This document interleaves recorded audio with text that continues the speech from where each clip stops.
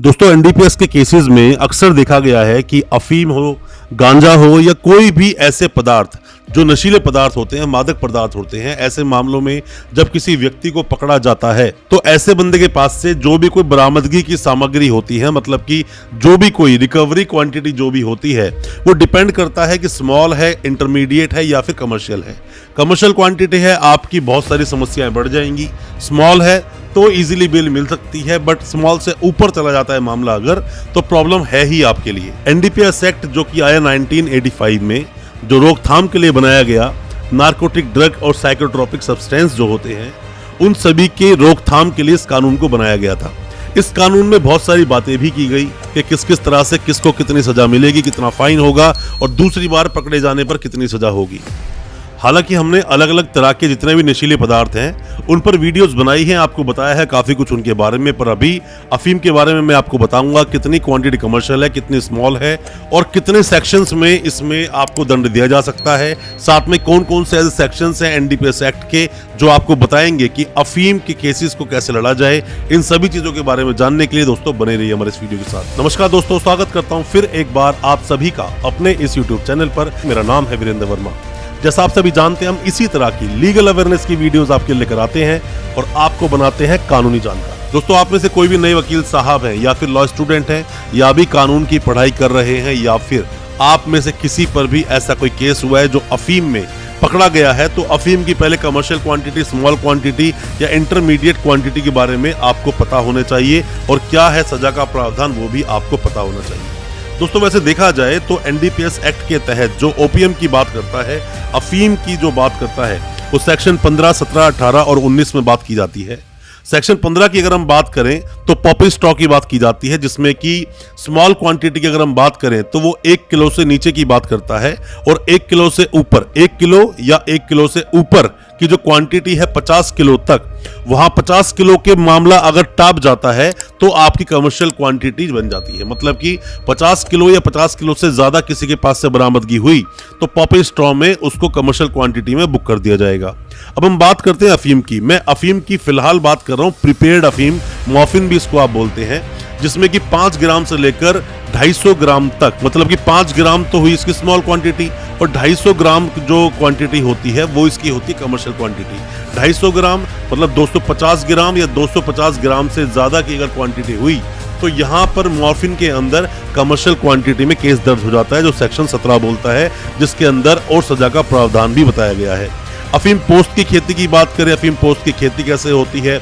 उत्पादन कैसे होता है, उसमें कुछ गड़बड़ी हुई तो सेक्शन 18 के तहत वो केस चलता है। या फिर मान लीजिए सेक्शन हम 19 की बात करें, जो खेती करते हैं लोग, अफीम की खेती भी होती है बहुत जगह पे, जैसे कि हम बात करें राजस्थान में, मध्य प्रदेश में बात करें, यूपी में बात करें, तो राजस्थान में हम बात चित्तौड़ की बात कर लें या फिर हम बात कर लें मध्य प्रदेश में, यहाँ पर भी कुछ जगह हैं वहाँ पर की जाती है खेती, या फिर यूपी की बात कर लें, पीलीभीत की साइड वहाँ खेती की जाती है। तो ऐसे लोग जो खेती करते हैं, खेती करने वाले भी गड़बड़ अगर करते हैं, क्योंकि ये लोग सरकार को जब बेचते हैं तो सरकार को बेचने में बेशक थोड़ा पैसा कम मिलता है, जब ब्लैक में बेचते हैं पैसा बहुत मिलता है, तो ऐसे लोगों के अगेंस्ट भी कार्रवाई करने का प्रावधान मेंशन है। अब दोस्तों, अफीम के जो मामले हमारे सामने आते हैं, अक्सर जो सवाल आप पूछते हैं, 25 ग्राम से कम में स्मॉल क्वांटिटी में कंसिडर किया जाएगा और 25 ग्राम से ऊपर 2.5 किलो तक इंटरमीडिएट का मामला आता है और जैसे ही 2.5 किलो या 2.5 किलो से ज्यादा का मामला आता है तो कमर्शियल क्वांटिटी में ये केस बन जाता है। अब इसमें क्या होता है दोस्तों, जेल की बात करें, ये 10 साल से लेकर 20 साल तक के बीच में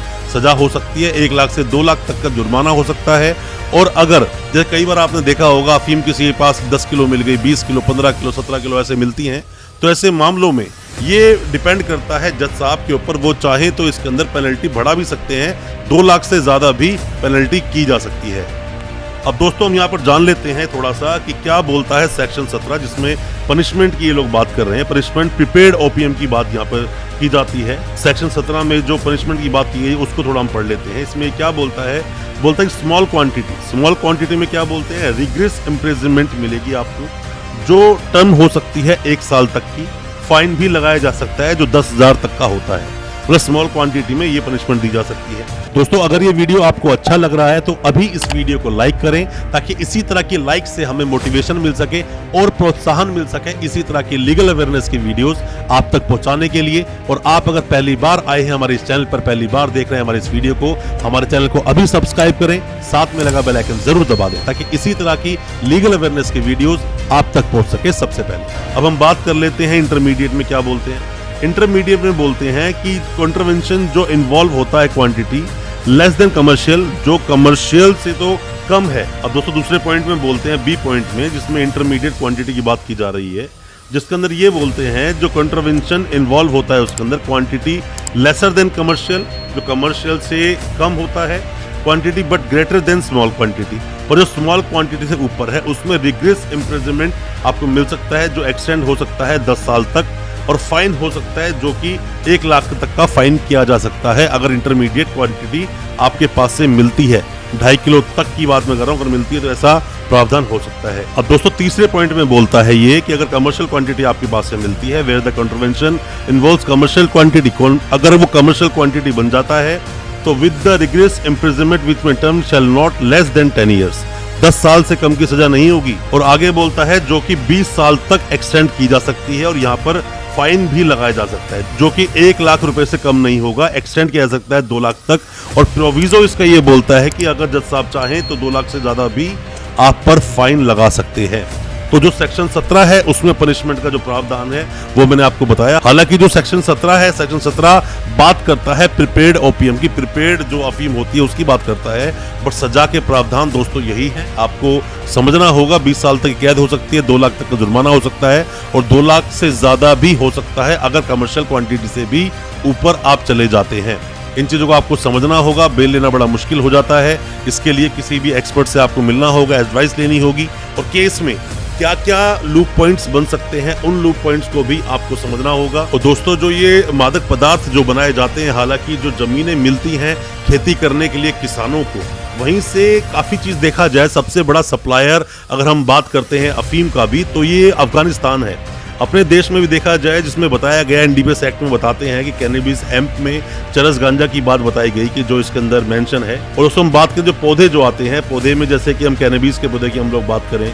कोका के पौधे की बात करें, या फिर पेपेवर्स सोमिनिफेरम की हम बात करें, ये सभी जो पौधे हैं इनसे ही ये मादक पदार्थ बनते हैं, लोग बनाते हैं, और साथ में ही अलग अलग तरह से बनाकर सप्लाई की जाती है, अलग अलग तरह से ब्लैक मार्केटिंग की जाती है। सरकार जो किसी को भी लैंड देती है वहाँ पर उत्पादन करने के लिए, वहाँ पर खेती करने के लिए उनको टारगेट्स दिए जाते हैं कि इतना कम से कम चाहिए ही, और उतना अगर आप नहीं देते हैं तो बाद में इनके लाइसेंस तक कैंसिल कर दिए जाते हैं दोस्तों। हालांकि बहुत तरह के सवाल आप लोगों के दिल में होते हैं जब आपको पकड़ा जाता है, या फिर आपके किसी भी जानकार सगे संबंधी को जब अरेस्ट कर लिया जाता है तो आपके दिल में सवाल होते हैं। पर मैं बता दूं दोस्तों, एनडीपीएस केस में जल्दी से बेल मिलती नहीं है, बहुत मशक्कत करनी पड़ती है। और आपके दिल में दोस्तों कोई भी सवाल है अफीम के केस को लेकर, कितनी क्वांटिटी में बरामदगी हुई, कहां से बरामदगी हुई, कैसे अरेस्ट किया, ये सब हम बिना एफआईआर को पढ़ के आपको नहीं बता सकते। अगर चार्जशीट लग गई है तो चार्जशीट भी भेजें, हो सकता है हम आपकी कोई मदद कर सके आपके उस व्यक्ति को जेल से निकलवाने में जो जेल में बंद है बहुत लंबे वक्त से। दोस्तों कोई भी किसी तरह का सजेशन है या सलाह चाहते हैं, कमेंट बॉक्स में कमेंट करें या हमें व्हाट्सएप करें, हम आपको उसका रिप्लाई जरूर करेंगे। अच्छा लगा हो आज का वीडियो, हमारी वीडियो को ज्यादा से ज्यादा अपने दोस्तों परिजन परिवार में शेयर करें ताकि वो भी अपने आप को कानूनी जानकार बना सके। और दोस्तों हमारे चैनल को अभी के अभी सब्सक्राइब करें, साथ में लगा बेल आइकन जरूर दबा दें ताकि इसी तरह की लीगल अवेयरनेस की वीडियोस आप तक पहुंच सके सबसे पहले। बहुत बहुत शुक्रिया दोस्तों, धन्यवाद हमारे इस वीडियो के साथ बने रहने के लिए।